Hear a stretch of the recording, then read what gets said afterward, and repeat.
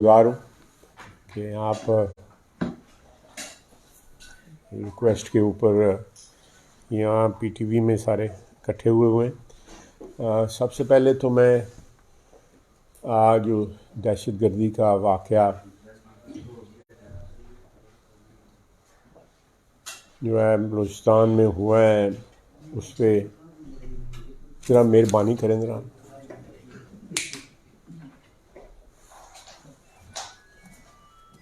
तो ये चीज़ जो है एक जो ट्रेंड है पिछले चंद माह से दहशतगर्दी के वाक़यात का, वो बड़ा अफसोसनाक भी है और बड़ा अलार्मिंग भी है।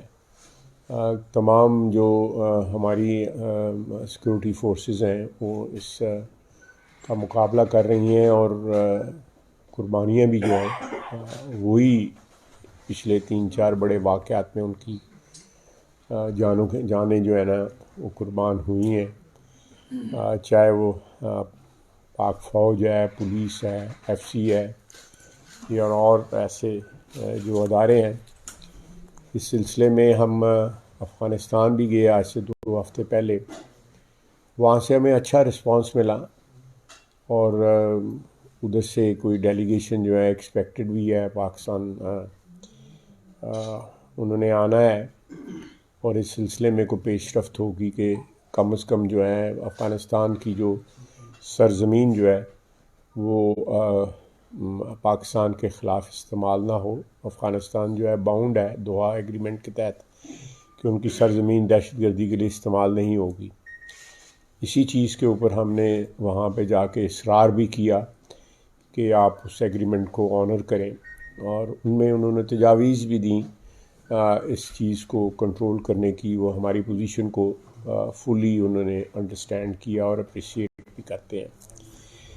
तो मेरी रिक्वेस्ट होगी ये कैमरे में जो बातें कर रहे हैं ये, और वो पीछे भी एक गुफ्तगू साहब कर रहे हैं, ये थोड़ा सा अरसा जो है मुझे गुफ्तगू का मौका दे देना जरा। आप गुफ्तगू जो है उससे थोड़ी सी परहेज़ कर लें। तो मैं इंशाअल्लाह ताला माजी में भी हमने दहशतगर्दी के ऊपर जो है वो भरपूर जो है वो जंग लड़ी और उस पर काबू पाया और इस दफ़ा भी इंशाअल्लाह जो है हम दहशतगर्दी पे काबू पाएंगे। सारी कौम मुत्तहिद होकर जो है दहशतगर्दी के ख़िलाफ़ जो है जिस तरह माजी में लड़ी थी इंशाअल्लाह ताला अब भी अल्लाह ताला हमें कामयाबी देगा। मैं अब जो पिछले चंद रोज़ से इमरान ख़ान साहब ने जो ड्रामा शुरू किया हुआ है, कभी पाकिस्तान की तारीख़ में 75 साल में किसी मुल्ज़िम ने अदालतों में पेश होने से इनकार नहीं किया और ख़ुसूसन सियासी रहनुमा या सियासी वर्कर जो है वो अपनी साख और अपनी इज़्ज़त के लिए अपनी अकायद और अपने नज़रियात की तहफ़्फ़ुज़ के लिए ये कुर्बानियाँ पहले भी देते आए हैं। और इस सिलसिले में सबसे बड़ी कुर्बानी हमारी तारीख़ में जो है ज़ुल्फ़िकार अली भुट्टो की फांसी पे चढ़ जाना, जिसका एतराफ़ जो है वो अदलिया में ऑलरेडी ऑन रिकॉर्ड है। जस्टिस सीमस हसन शाह ने जो ये अदालती कत्ल जो है उसका एतराफ़ किया हुआ है। उसके बाद देखें अदालतों का एहतराम जो है और अदालतों के आगे जो है जो कानूनी और आइनी तरीक़ा है वो अपनाने का रिवाज जो है मियां नवाज शरीफ ने डाला। कहीं भी किसी सियासतदान ने जो है ना वो इसको डिफ़ाई नहीं किया या किसी शहरी ने भी डिफ़ाई नहीं किया। मियां नवाज शरीफ जो है उसने सैकड़ों पेशियाँ भुगती, उसकी बेटी ने सैकड़ों पेशियाँ भुगती, कैद हो गए, नाअहल हो गए, लेकिन अदालतों को डिफ़ाई नहीं किया। ये शख्स अदालतों को डिफ़ाई कर रहा है और साथ अपने हवारियों को जो है इस बात पे उकसाता है कि वो जो लॉ इन्फोर्समेंट फोर्सेस जो हैं, जो कानून नाफिज करने वाले अदारे जो हैं, उनको रजिस्ट करें, वायलेंटली रजिस्ट करें। तो ये भी हम जो है तहम्मुल और उससे काम ले रहे हैं, बर्दाश्त से काम ले रहे हैं। एडमिनिस्ट्रेशन चाहे पंजाब की हो या इस्लामाबाद की हो, आज भी आप लोग ज़्यादा अपडेट होंगे इस सिलसिले में। आज भी जो वकील उनके पेश हुए थे, एक तो उनके पास वकालतनामा भी नहीं था। उन्होंने कहा जी वकालतनामा 1-2 रोज़ में हम पेश करेंगे, और कोई कमिटमेंट उन्होंने उसकी पेशगी के लिए नहीं दी। लेकिन कहाँ तक जो है इस तरह चोरी छुपे एक बुज़दिल की तरह जो है, ये सियासी रहनुमा या सियासी कारकुनों का बिहेवियर नहीं है। ये शख्स जो है एक इब्नुल वक्त, एक अपॉर्चुनिस्ट है, जिसका सियासत से दूर दूर तक जो है ना कोई ताल्लुक़ नहीं है। ये इसने ये अपनी जो भी, जब से भी सियासत में ये दाखिल हुआ है, एक अपॉर्चुनिज़म का सिलसिला जो उसने शुरू किया, तो सबसे पहले अपनी सियासी जो है पेटनेज जो है या वल्दियत जो है वो जनरल मुशर्रफ से इसने इख्तियार की। जनरल मुशर्रफ से लेके जनरल बाजवा तक जितने भी इसका जो कैरियर है, सारे का सारा जो है बग़ैर पेटनेज के और इस्टेब्लिशमेंट की पुश्तपनाही के एक लम्हा भी इसने सियासत नहीं की। एक लम्हा भी इसने सियासत नहीं की। आप मुझे बताएं, आपका एक्सपीरियंस जो है जो जॉइंट एक्सपीरियंस जो है मीडिया का, जो जहाँ पे या पाकिस्तान में मीडिया का, कोई ऐसा लम्हा बताएं जहाँ पे इनको एस्टेब्लिशमेंट की सरपरस्ती के बग़ैर इन्होंने एक कदम भी उठाया। जितनी तारीफ़ें इन्होंने की जब ये हुक्मरान थे जनरल बाजवा की, और आज कहते हैं उनका कोर्ट मार्शल होना चाहिए। और जब अपॉइंटमेंट हो रही थी, या अक्टूबर आज से 2 साल कबल जो झगड़ा स्टार्ट हुआ, वो बेसिकली DGISI की जो अपॉइंटमेंट थी उससे स्टार्ट हुआ, क्योंकि ये समझ रहे थे कि आज से 8-10 महीने या साल के बाद जो है जो अपॉइंटमेंट चीफ ऑफ स्टाफ की होने वाली आई है, वो मेरी मर्ज़ी के मुताबिक आज मैं जो है ताश जो है उसको लगा लूँ, या आज मैं अपने मोहरे जो है प्लेस कर लूँ, ताकि अगले इलेक्शनों में मुझे 5 साल और मिल सके। यानी नीयत जो है, बदनीति जो है उस वक़्त से इनकी स्टार्ट थी। और फिर जो है चीफ ऑफ स्टाफ की अपॉइंटमेंट के दौरान जब जनरल बाजवा के साथ जो भी मशवरा वगैरह होता रहा, उस दौरान जो इन्होंने स्टैंड लिया, आज फिर जो है एक चीफ ऑफ स्टाफ के ख़िलाफ़ जो है कोर्ट मार्शल के मुतालबा कर रहे हैं, और नए चीफ ऑफ स्टाफ से तरले ले रहे हैं कि मेरे से मेरी मुलाकात हो जाए, मेरा टेलीफोन पे मेरी बात हो जाए। इस शख्स की सियासत जो है, इस जो आप कह सकते हैं वेंटिलेटर जब तक इसको ना लगा हो इस्टेब्लिशमेंट का, इसकी सियासत की कोई औकात ही नहीं है, कोई औकात नहीं है। जेल भरो तहरीक चलाई, कोई 2 दिन रहा, कोई 1 दिन रहा, उससे पहले को 2 दिन के लिए गिरफ्तार हुआ, को 3 दिन के गिरफ्तार, और साथ टीवी पे रोते रहे। और फिर ये गिरफ्तार हुए, जेल भरो तहरीक। यार आप कुछ तो अपनी ज़बान का, कोई सियासी कारकुन की इज्जत होती है, उसका को पास करें। आप कहाँ से ये कौम आ गई हुई है, कहाँ से ये जो है एक ब्रीड आ गई हुई है कि जिनको जो है इस चीज़ का कोई पास ही नहीं है कि सियासतदान जो है जेल में जाता है, इज़्ज़त आबरू के साथ जाता है, फ़ख्र करता है कि मैं अपनी नज़रियात की वजह से जो है विक्टिमाइज हो रहा हूँ, बजाय इसके कि टेलीविज़न पे जो है रोना शुरू कर देता है। मेरा मतलब है ये आपके जो एंकर पर्सन है, ये भी शरारतें करते हैं, सवाल ऐसा पूछते हैं कि अगला बंदा रोने लग पैंदा है, और कुछ अदालतों में रोने लग पड़ते हैं। तो मैं ये खुद भी अपनी इज्जत नफ्स का भी इसको कोई पास नहीं है। एक जाली प्लस्तर लगा के 4-5 महीने में मल्टीपल फ्रैक्चर सारे खुदा न खास्ता जिस्म में हो वो जुड़ जाते हैं। इतने मेरे में इसका एक टांग पे फ्रैक्चर भी नहीं है। भूल जाता है कि खब्बे लात नूं लाना प्लस्तर के दूसरी लात नूं लाना, भूल जाता है। ये मेरे वकील यहाँ पे बैठे हुए हैं मेरे साथ, ये वो डेफेमेशन के केस में कहते हैं भागता अंदर दाखिल हुआ है, और फिर जो है प्लस्तर ढूंढने लग पड़ा कि प्लस्तर में पहन जब और वीडियो के ऊपर जब इनकी क्रॉस एग्जामिनेशन हो रही थी। तो ये हालात हैं इन लोगों के। और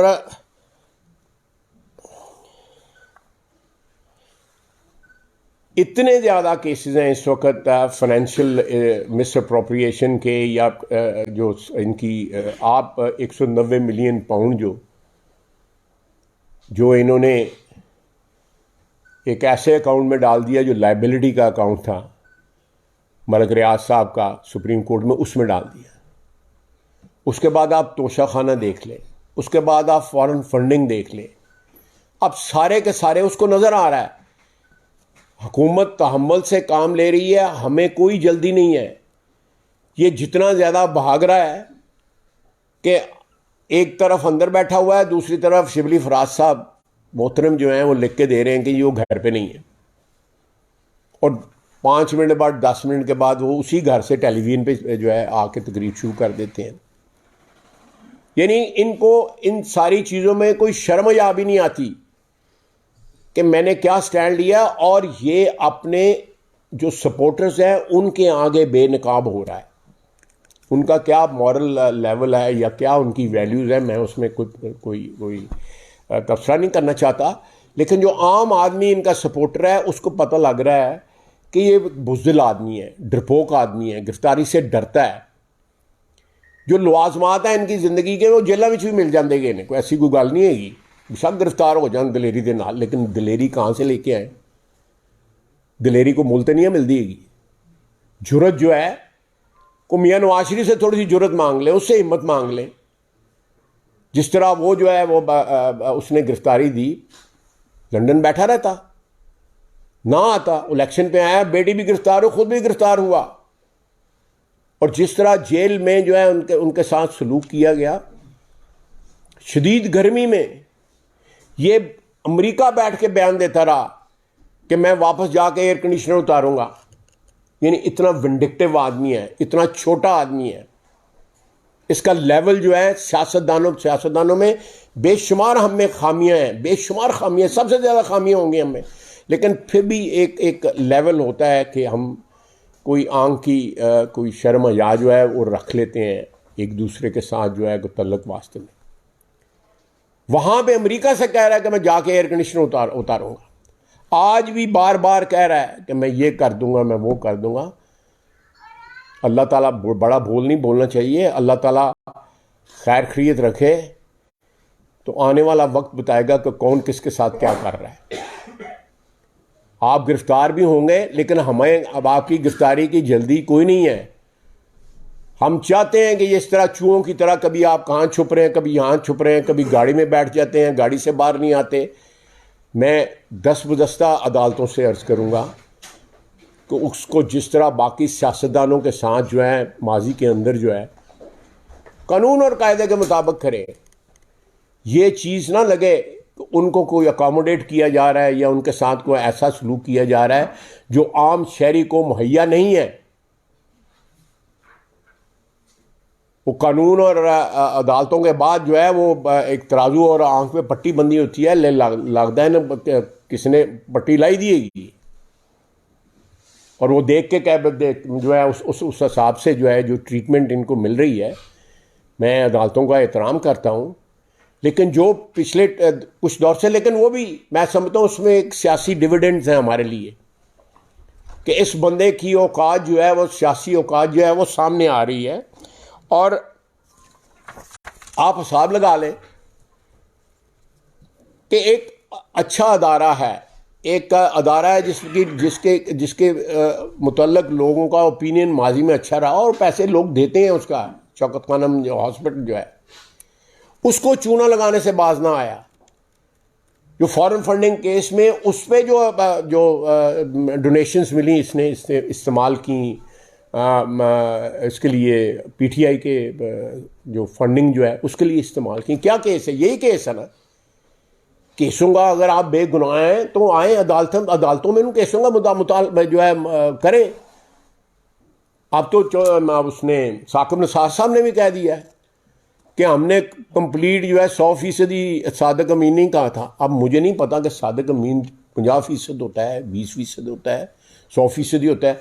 मैंने पहली दफ़ा सुना है और इतने बड़े आदमी से सुना है कि पूरा सादक अमीन भी नहीं होता है, कोई अद्धा पचद्धा भी होता है, कुछ 100% तो नहीं तो 50% सादक अमीन होता है, कोई 75% होता है। आप देखें क्या क्या तावीलें पेश कर रहे हैं। ये मकाफात अमल है कि तावीलें पेश कर रहे हैं कि हमारी जजमेंट में ये जो है कि इसको 100% सादक अमीन में कहा था। इनका मतलब पता है, इसका मतलब ये है कि उनको को पता था कि दाल में कुछ काला भी है, कुछ सफ़ेद है, कुछ काला है, लेकिन इस तरह नहीं होता। अदालतें जो है इस तरह की वर्डिक्ट नहीं देती। और अदालतों ने इस मुल्क में इंसाफ जो है खुदा न खास्ता इंसाफ जो है इस तरह सिलेक्टिव इंसाफ या सिलेक्टिव ट्रीटमेंट दी गई तो इस मुल्क का जो बाकी जो कुछ बचा कुछ है वो भी लुट जाएगा। इस तरह जो है ना नहीं होना चाहिए। इस तरह जो है एक स्पेशल ट्रीटमेंट जो है या प्रिविलेज्ड जो है वो जो है ट्रीटमेंट नहीं होनी चाहिए। जो है अगले चंद दिनों में इंशाल्लाह ताला जो भी सूरत हाल जो है डे टू डे जो है आपके सामने अनफोल्ड हो रही है, जो भी इनकी औकात है वो सारी की सारी सामने आ जाएगी।